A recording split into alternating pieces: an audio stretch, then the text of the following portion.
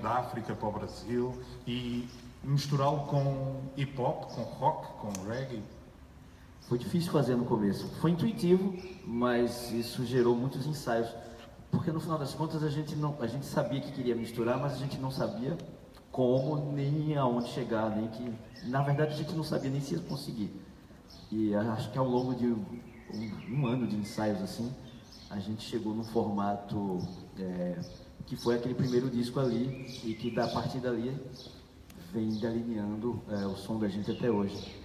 Esse primeiro disco, vocês ainda tiveram ali uma fase de perceber se aquilo ia pegar, porque o disco demorou a arrancar e a chegar às pessoas. Depois, quando chegou, explodiu, mas ainda houve ali uma estranheza no início ao projeto, ou não? É bem estranho, até ouvindo hoje em dia, até pra gente mesmo, quando se ouve, é estranho.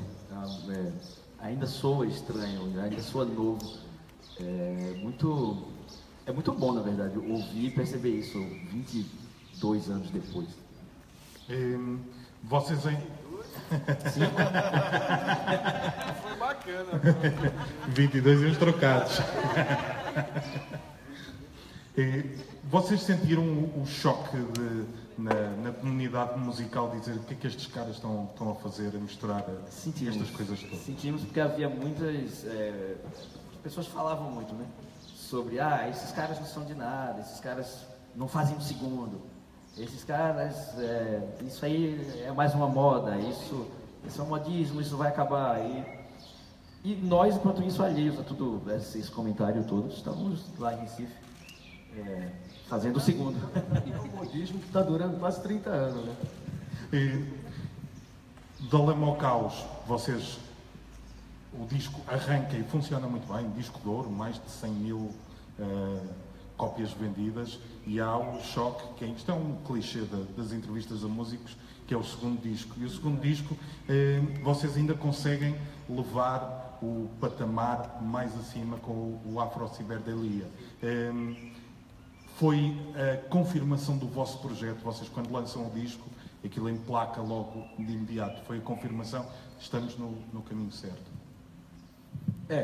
E mais ainda, porque com o primeiro disco a gente conseguiu acesso a equipamento, informações, a gente fez uma grande turnê aqui na Europa, a gente comprou muito disco, a gente teve acesso a um monte de novidades que a gente não fazia ideia na época quando estava em Recife ainda. Então, obviamente o segundo disco veio muito mais rico, e que em momento nenhum essa crise do segundo disco para a gente se tornou um problema, assim. Nunca houve crise, pelo contrário. O segundo disco é um disco muito rico de ideia, porque a gente entrou ávido dentro do estúdio para gravar. A gente entrou no estúdio, eu acho que com 7 músicas, e o disco tem 18. Então a gente dentro do estúdio lá com acesso a samples e equipamentos, e guitarras, baixos, tudo que a gente tinha lá à nossa disposição, a gente transformou tudo aquilo na nossa visão, entendeu? A maneira que a gente tinha de enxergar como a gente queria fazer o segundo disco. Esse disco vendeu até mais do que o primeiro, porque teve uma curiosidade, que quando a gente terminou o disco, a gravadora tinha perguntado se a gente, antes de começar a gravar, eles sugeriram a gente gravar Maracatu Atômico, porque foi um grande sucesso do Jorge Maltner, na voz do Gilberto Gil, ainda ali nos anos 70, e eles tinham sugerido essa canção, e a gente, moleque arrogante, não gravar nada não, cara, a gente tem 18 músicas aqui, não vai gravar nada. Então a gente fez o disco. Quando terminamos de gravar,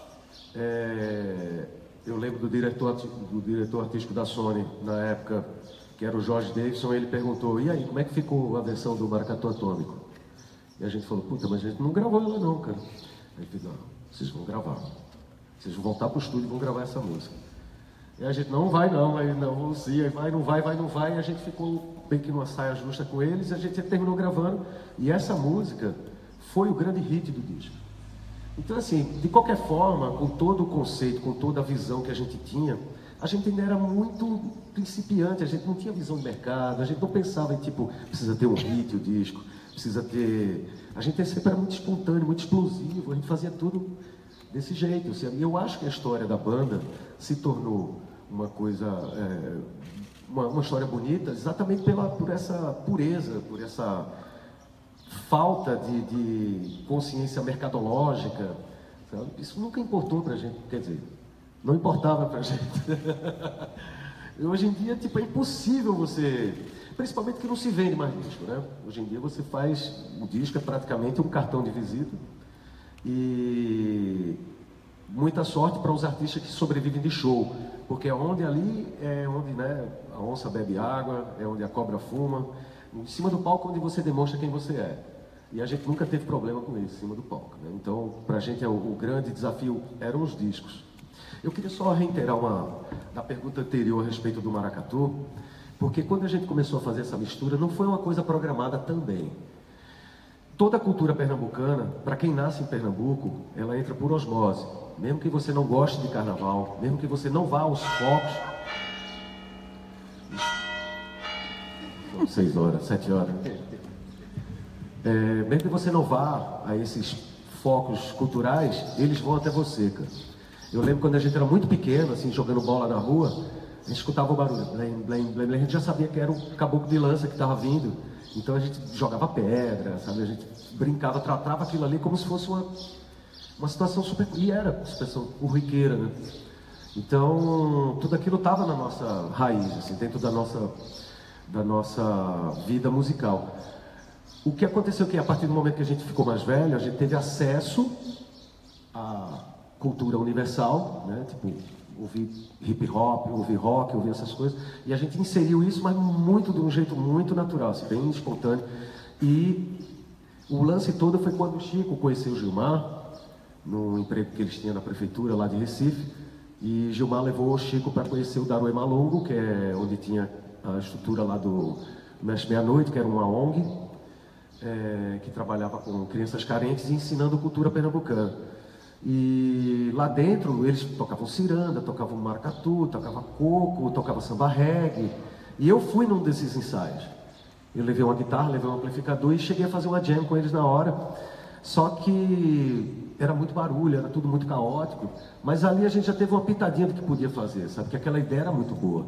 Então foi o que o Denk falou. Depois a gente foi enxugando, foi trabalhando. Levou um ano para a gente chegar no formato. Mas as coisas foram sempre assim, dessa forma, entendeu? Nunca foi programado, nunca foi escrito, vamos fazer maracatu com rock. Isso nunca existiu, as coisas foram acontecendo. Denk, ainda te recordas como é que conheceste o Chico Science? O dia exatamente não, mas a gente já estudava no colégio junto, eu e ele. E ele já tinha uma banda com o Chico. E eu, como era amigo dele, eu ia ver os ensaios dessa banda. Mas eu... Tu era meu amigo, tu não é meu amigo. Depois que a gente fica rico, sai da miséria, não perde a amizade. Portanto, ele já tinha uma banda com o Chico Science. Já tinha, a gente estudava no colégio. A gente trocava discos e ele disse, até eu tenho uma banda com um cara, vai lá ver um ensaio. Eu fui na casa no quintal da mãe dele. Você então é o goleiro da banda, porque em Portugal nós temos uma expressão que é o gordo vai à baliza, que é aquele que não tem jeito para mais nada, vai para goleiro. Nas bandas, geralmente é o baixista. Sou eu mesmo.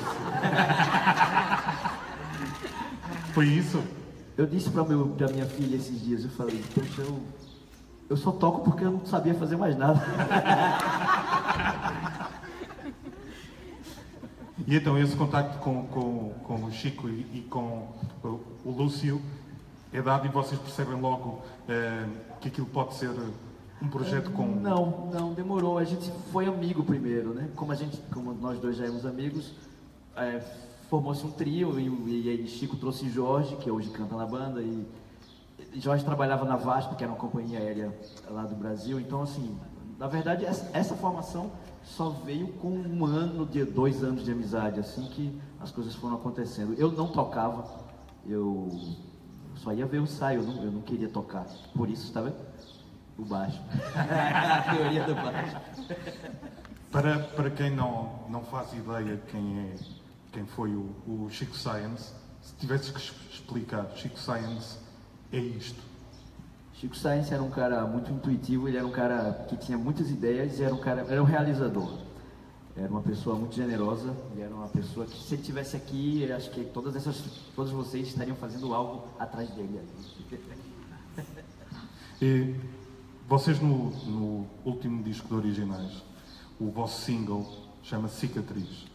E a dada altura vocês dizem que, referindo-se à cicatriz, mas essa daqui me traz uma boa lembrança, não preciso esconder, mas essa daqui me traz uma boa lembrança, não vou mais esquecer. Uma pessoa habitua-se a viver com cicatrizes, como foi a perda do Chico Science. Olha, Jorge fala que não foi uma letra que ele escreveu direcionado para Chico, mas com certeza está no inconsciente ali e explica, né, eu acho que tem a ver sim também. Ele não assume, mas eu acho também, por que não, cara, né? Porque afinal de contas, as cicatrizes são isso, são seus momentos que da vida que também fazem parte, né, cara? A vida, se fosse só coisa boa, o que seria do calor se não fosse o frio, né, cara? Então, a vida só é boa quando a gente sabe que também tem um lado ruim, né? Então, quando ele escreveu Cicatriz, foi, com certeza, querendo dar uma englobada em todos esses momentos difíceis que a gente atravessou, que foram muitos, não foram poucos. Esse período da perda do Chico foi o momento mais crítico da gente. Porém, em momento nenhum a gente pensou que ia parar a banda. Em momento nenhum. Ninguém da banda pensou, tipo, Chico morreu, agora vamos fazer outra coisa. A gente só quis dar um tempo, esperar que as coisas dessem a poeira assentasse, a gente conseguisse se encontrar.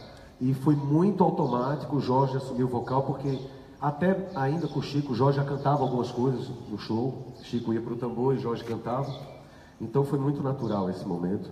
Acho que, na real, tipo assim, eu respeito as pessoas que não são espiritualizadas, que não acreditam nisso, mas eu acho que Chico veio fazer a missão dele e ele cumpriu a missão dele super bem. E chegou o momento dele ir embora, assim, porque para quem ama, para quem está do lado, é muito difícil entender isso de repente. Mas depois, né, você começa a ter um pouco mais de discernimento, assim, de como o mundo gira. E para mim foi isso, cara. Ele veio, fez a missão dele, cumpriu a missão dele, super bem cumprido. E foi embora e deixou para a gente continuar. Eu queria te falar de um tema que marca a atualidade hoje. Ficamos a saber logo de manhã que o Chester Bennington, vocalista do Linkin Park, morreu. Se tu tivesses a oportunidade de falar com a banda do Linkin Park,